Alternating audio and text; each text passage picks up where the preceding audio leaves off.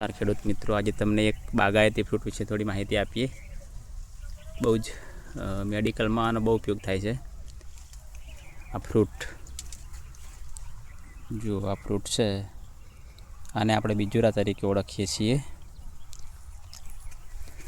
સૂકા વિસ્તારમાં પણ આ પાક થઈ શકે છે અને ખાસ કરીને આનો ઉપયોગ આપણે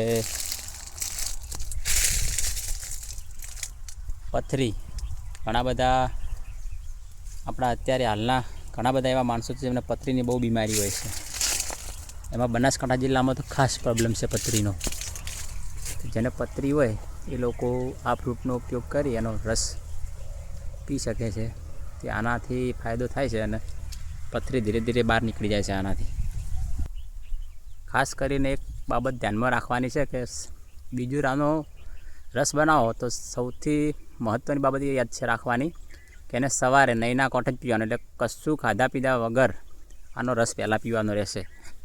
તો જ આનું તમને એક રિઝલ્ટ મળશે. જો આ બંને લુમખામાં આવી ગયા છે અત્યારે બીજુરા. બહુ સરસ બીજુરા આવ્યા છે અત્યારે.